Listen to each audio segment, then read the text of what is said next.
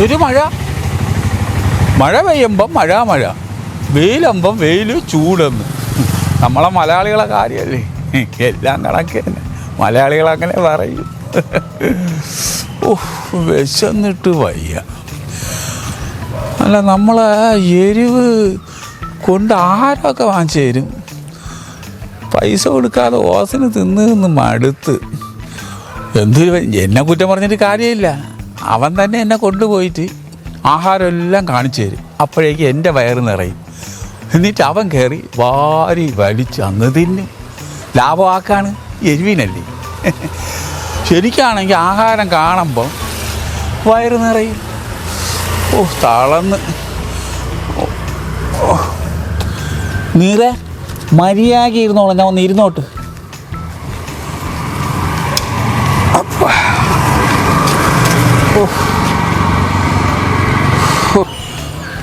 പൈസ ഉണ്ടാക്കാൻ എന്തിനാണ് വഴി?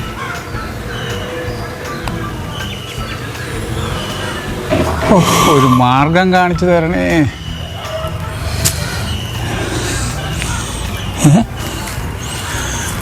ഇത് കണിക്കൊന്നല്ലേ? വിഷു, ഇന്ന് വിഷു അല്ലേ?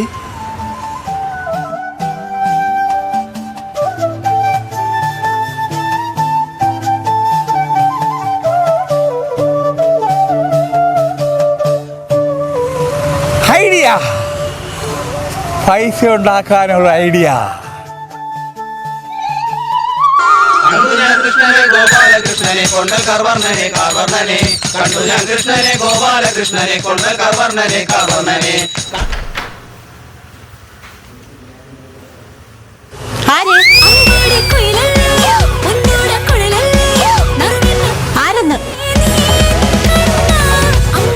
ഞാൻ കൃഷ്ണൻ, കൈനീട്ടം വാങ്ങിക്കാൻ വന്നതാ. ചേട്ടാ, ചേട്ടാ, ഒന്നിങ്ങ വന്നേ. ഇത് കൃഷ്ണനാണെന്ന് പറയണ്, ആരാണെന്ന് അറിയില്ല. കൈനീട്ടം കണ്ട കൃഷ്ണനെന്ന് പറയില്ലല്ലോ. ഇവരെന്തോന്ന് പറയണത്? എനിക്ക് കൈനീട്ടം തരാനാണോ അതോ കൈനീട്ടി തരാനാണോ? യവന്മാരെയൊന്നും ഇപ്പം വിശ്വസിക്കാവില്ല. വീട്ടിൽ കയറി വന്ന് പിള്ളേരൊക്കെ പിടിക്കണതാണ്.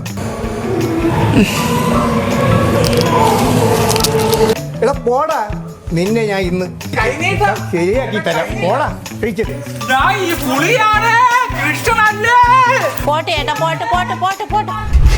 ഈ പുളിയിലൂടെ പ്രത്യേകം പറഞ്ഞതാണ്, ഞാൻ ഇല്ലാതെ ഒരിടത്ത് പോവരുതെന്ന്. ഇനി എവിടെയെങ്കിലും അടിവാപ്പിച്ച് വരുമോന്ന് ഈശ്വര. എടാ പുളി, എടാ നീ എവിടെയാടാ? എന്നെ ഇങ്ങനെ ഇട്ട് ഓട്ടിക്കാൻ ഞാൻ നിന്നോട് എന്ത് തെറ്റടാ ചെയ്തത്? എടാ പുളി,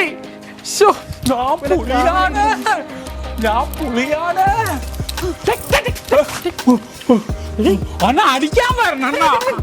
ആരും അടിക്കൂല. ഇത് നിന്റെ എന്തോന്നടേ കോല? ഇതെന്തോന്ന് സംഭവം? ഇന്ന് വിഷുവല്ലാണ്, അപ്പൊ ഞങ്ങൾക്ക് ശ്രീകൃഷ്ണനായതാ. കൈനീട്ടാൻ വേണ്ടി വാങ്ങിക്കാൻ വേണ്ടി പോയതാണ് കൃഷ്ണൻ. നീ എങ്ങനെയുണ്ട്?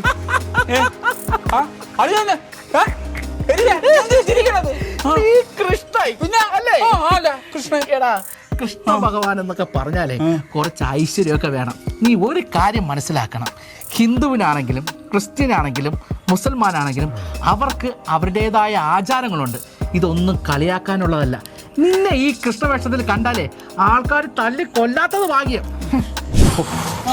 നടന്ന് ഊപ്പാട് വന്ന് നിങ്ങൾ വിഷുക്കൈ നീട്ടം കാണിച്ചു തരാം. വിഷുക്കൈ നീട്ടമല്ല, വിഷുക്കണി. ഞാൻ നിനക്ക് വിഷുക്കണിയും കാണിച്ചു തരാം. വിഷുക്കണി. ഈ പറഞ്ഞ സാധനമൊക്കെ എങ്ങനെ ഇരിക്കും? എടാ, അത് നല്ലൊരു വീട്ടിൽ കയറി നമുക്ക് ചോദിക്കാം, ഇവിടെ വിഷുക്കണി ഉണ്ടാ? അങ്ങനെയാണെങ്കിൽ നിനക്ക് വിഷുക്കണി കാണുകയും ചെയ്യാം, ഇതിനെക്കുറിച്ചുള്ള ഐതിഹ്യം നമുക്ക് അവരോട് ചോദിക്കുകയും ചെയ്യാം. ഇതേതോ ഒരു വലിയ വീടല്ലേ? ഇവിടെ ഒരു പനയൊക്കെയാണ്. എടാ, നീ ഇങ്ങോട്ട് നോക്കൂ. നിനക്ക് വിഷുക്കണിയെ കുറിച്ച് അറിയണോ? ഇതിന്റെ ഐതിഹ്യം അറിയണമല്ലോ.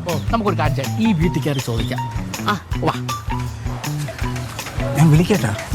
നമുക്ക് അകത്ത് എന്നിട്ട് വിളിക്കാം.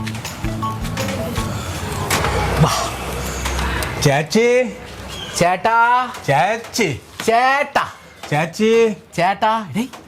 ഇവിടെ മിക്കവാറും വിഷുക്കണിയൊക്കെ ഉണ്ടാവും. നിനക്ക് ഇന്ന് കൺകുളിർക്കെ കാണുകയും ചെയ്യാം. കൈനീട്ടം തരുവണ്ണ. നിനക്ക് കൈനീട്ടി തന്നെ അവിടുന്ന് ഓട്ടിച്ച ഓർമ്മയുണ്ടല്ലോ. ചാച്ചി, അണ്ണ, ചേട്ടാ, അണ്ണ, ചേട്ടാ, ചേച്ചി. നമസ്കാരം ചേച്ചി. ഇതാര്? എരിവും പുളിയോ? അത് തന്നെ, എരിയും പുളി. ചേച്ചി, എൻ്റെ പുളിക്ക് ഒന്ന് വിഷുക്കണി കാണണമെന്നുണ്ട്. ഞങ്ങളൊന്ന് കാണിക്കോ? ഇവിടെ വിഷുക്കണി ഉണ്ടാ? ഉണ്ടെന്ന്. ഞങ്ങളൊന്ന് അകത്തോട്ട് വന്നോട്ടോ.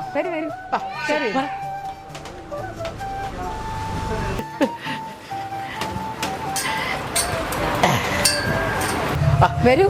ദേ ഞങ്ങളുടെ വിഷുക്കണി എരിവും പുളിയും ഭംഗിയായി കണ്ടോളൂ.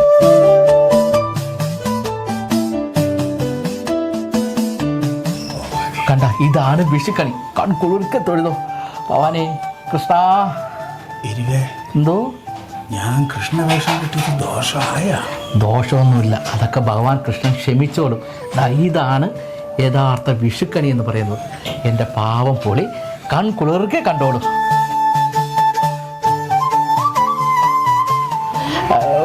ചേച്ചി, ഒരു കാര്യം കൂടി ചോദിച്ചോട്ടെ.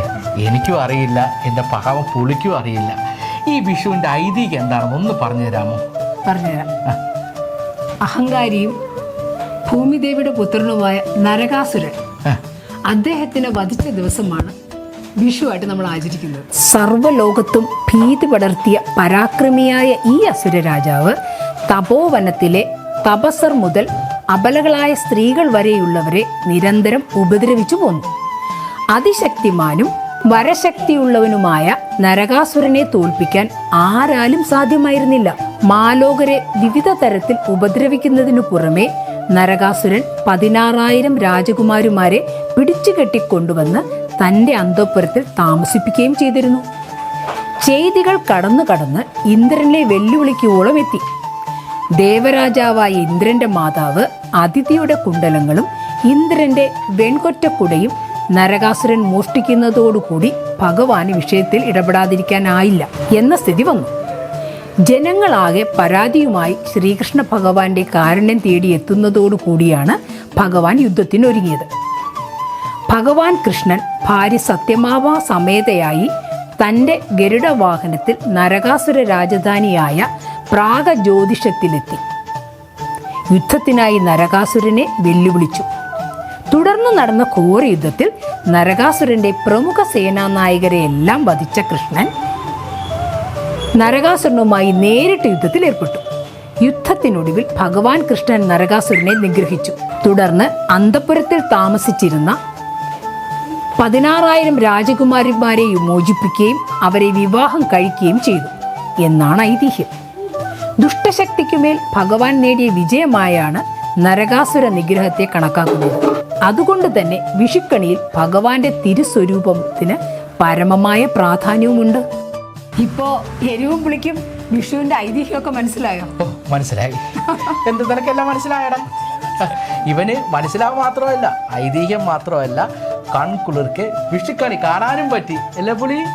അണ്ണാ, അപ്പോഴേ നമ്മളെ ഈ പരിപാടി കാണുന്ന പ്രേക്ഷകർക്ക് നമുക്കൊരു സമ്മാനം കൊടുക്കണ്ടേ? നമുക്ക് അവർക്ക് നല്ലൊരു കൺകുളിർക്കെ ഒരു ആശംസ കൊടുക്കാം. എന്താ പറയാ അല്ലേ? അത് ശരിയല്ലേ? ശരി. എല്ലാവർക്കും വിഷന്റെ എരിവും പുളിയുടെ വിഷു ആശംസകൾ.